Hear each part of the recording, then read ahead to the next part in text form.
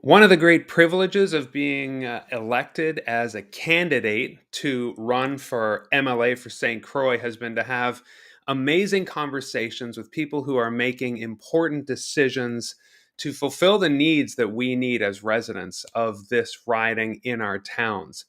One of the downsides, though, is as you have those conversations, do the research as I've been doing, reading an hour a day on the issues, you start to really sense why people feel discouraged and run down and feel like your government, our government, is simply not functioning. And of course, my whole thrust is having courage to participate for the common good. You're going to hear me say that a lot. And the Passamaquoddy Lodge in St. Andrews, as we look at the stark need for nursing homes in our province, but also in our riding, the Passamaquoddy Lodge is a classic example of citizens coming together. The lodge and the group that has come together to renovate, and they participate, and they have done all the things they're supposed to do. They have chosen the greenhouse project, which is a cutting edge nursing home model from the United States that integrates smaller residences on the property, and with a seniors hub and even a children's center to bring in youth and families onto the property. It is an incredible facility. It is an incredible project.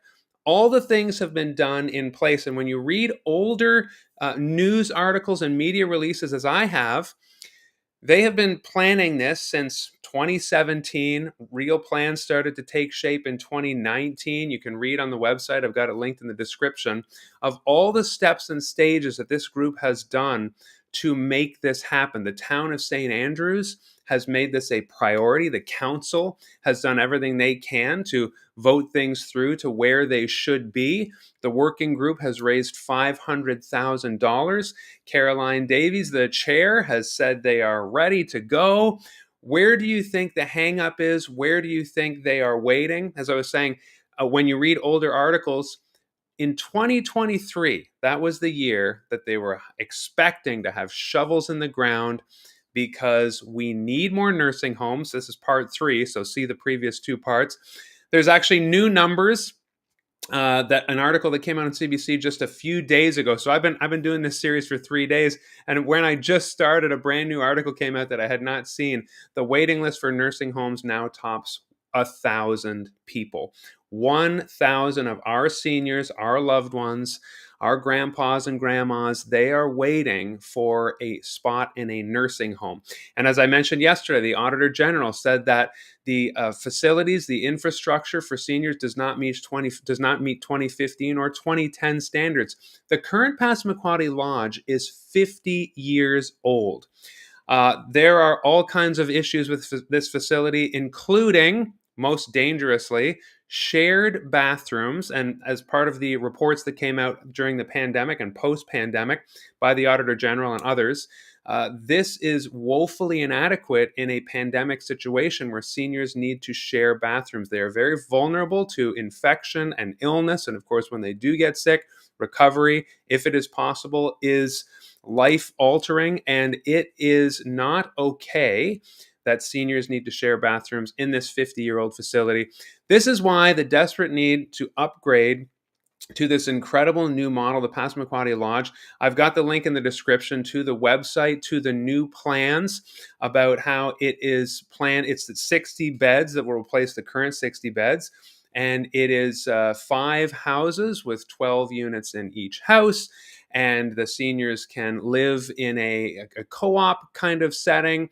But everybody has their own bathroom and bedroom, and there will be a community hub center with some shared kitchens. It is a wonderful plan, and it is not right that shovels could have been in the ground in 2023. Here we are in 2024. It's still a vacant lot, and there's no word from the Minister of Seniors, who happens to be our MLA, what the plan is. The people who are planning aren't sure. Again, I spoke to the mayor. Nobody is entirely sure what is happening. And I hope I'm demonstrating that when I am elected your MLA, even if a project for whatever reason cannot move forward, I believe that it is not okay for people not to know, not just, especially not the people who are making the decisions, but the public. I use video here and will and would continue to do so. And I'm live right now. If somebody wanted to interact with me, they could, but I know it's not a regular schedule thing and it's just 5 minutes. So catching me is like lightning.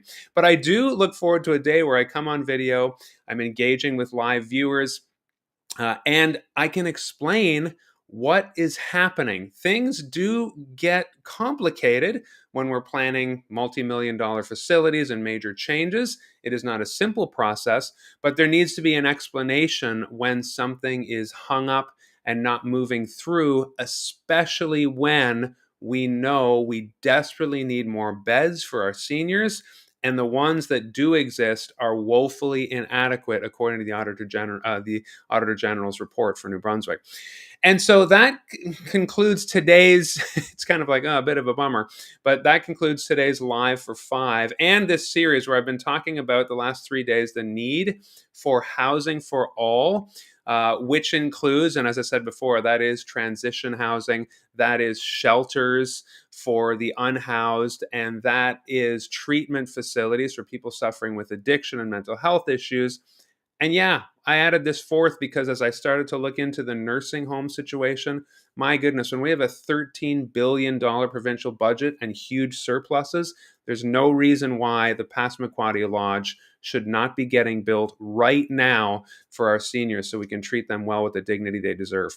All right, join me tomorrow. I will be on vacation tomorrow, but I won't be in my regular studio.